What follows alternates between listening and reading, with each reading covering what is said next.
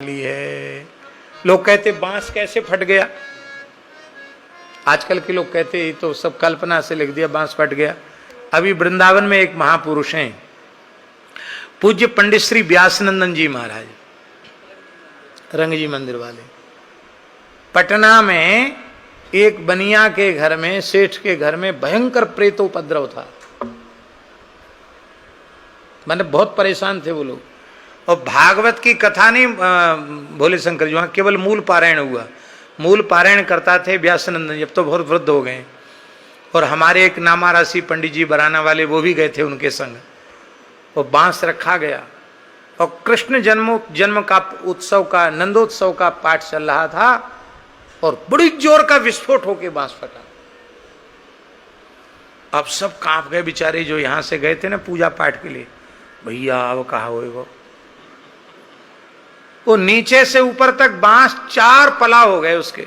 तो उसको कलावे से बांध के रखा 7 दिन पूरे के, फिर गंगा जी में बांस को विसर्जित किया। अभी वो पंडित जी जो घटना घटी, आप नहीं हो तो हमारा बात पे भरोसा ना हो तो पूछ लेना उनसे। और राजस्थान में लाल सोट के पास एक जगह हम कथा कह रहे, विचित्र स्थल पे एक महात्मा ले गए महाराज जी कथा कहने के लिए। एक भी श्रोता नहीं। बट के पेड़ के नीचे बिठा दिया, एक तखत बिछा के, इसी पे सो, एक तखत पे सो जाओ, एक तखत पे बैठ के कथा कहो। साथ में 2-3 मूर्ति थे, वही अपना करें। बनाने खाने की भी व्यवस्था नहीं थी।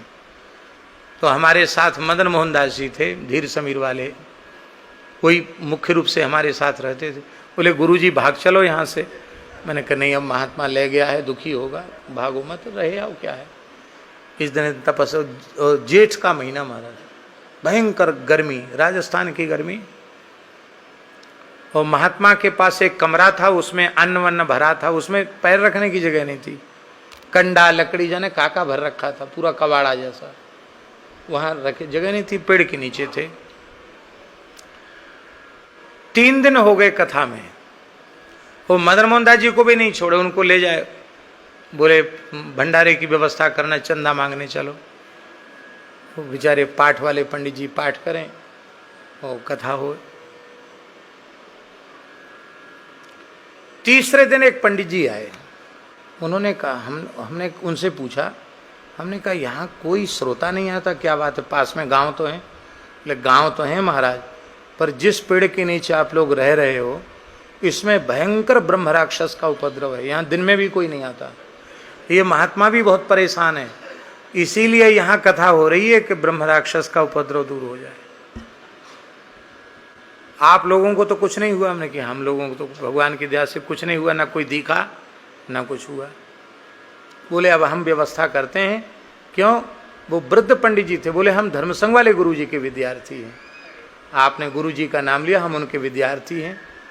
कृपात्री जी महाराज की भी कई बातें सुनाई उन्होंने। तो उन्होंने विचारों ने, पंडित जी ने लोगों को ला करके 10, 20, 50 लोग आए कथा सुनने। लोग डर के मारे नहीं आ रहे थे, हमें तो बाद में पता चला क्यों नहीं आ रहे हैं।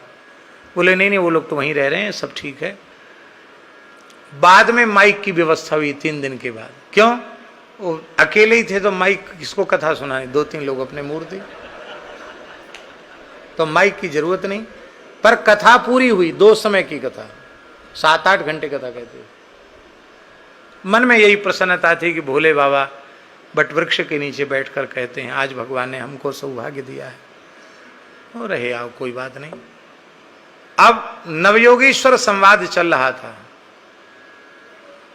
और जैसे ही शब्द आया ब्रह्म भूयाय कल्पते, उसी समय बट की एक बहुत मोटी शाखा बिना आंधी तूफान के बड़ी जोर का शब्द करके गिरी। आखिरी दिन की बात। वो तो ठाकुर जी की दया, भीड़ भाड़ नहीं थी और जनता की तरफ नहीं गिरी, ऐसे जहां बैठे थे उसके बगल की ऐसी डाली गिरी, बड़ी मोटी डाली। इतनी मोटी डाली कि शायद 100-200 लोग भी उसको खींच के तोड़ना चाहें तो टूटे नहीं। इतनी बड़ी डाली, पता नहीं कैसे, बड़ी जोर का शब्द हुआ और जो जनता सामने बैठी थी भगी बड़ी जोर से। और हमारे साथ जो गए थे पूजा पाठ, लोग भी भग गए, अकेले हम ही रह गए। डर तो हमको भी लगा कि क्या हुआ, ये उपद्रव हुआ। लेकिन फिर भगवान का, गुरुदेव का स्मरण करके कीर्तन करने लगे और बाद में सब लोग आगे बैठ गए, कथा पूरी हुई। उसी दिन उन महात्मा को अनुभव हुआ, उन्होंने कहा महाराज जी आज रात्रि को ही हमें अनुभव हुआ, उस आत्मा ने जो 1000 वर्ष से यहाँ प्रेत योनि में थी, उसने कहा मेरा उद्धार हुआ है और मैं अब जा रहा हूँ। वो स्थल मुक्त हो गया। हम ये प्रार्थना कर रहे हैं, इतनी मोटी बट की डाल फट सकती है, जो हमारी आंखों के सामने की घटना है, तो बांस फट जाए, इसमें आप क्यों आश्चर्य करते हैं? इसलिए पुराणों में जो कुछ लिखा है, ये केवल हम इसलिए कह रहे हैं, पुराणों में जो कुछ लिखा है उसको पूर्ण श्रद्धा और विश्वास से स्वीकार करो। ये कल्पना है, ये झूठा लिख दिया है, ऐसा यदि आप सोचते हैं तो आपको कथा में बैठना ही नहीं चाहिए। आप वक्ता होकर यदि किसी भागवत के प्रकरण में संदेह करते हैं कि झूठ लिखा है, तो आपको भागवत की कथा कहने का अधिकार नहीं। आप चाहे जितने बड़े न्याय व्याकरण वेदांत के विद्वान क्यों ना हो, आपको कथा कहने का, आपकी ग्रंथ में श्रद्धा ही नहीं है। सबका उद्धार हो गया।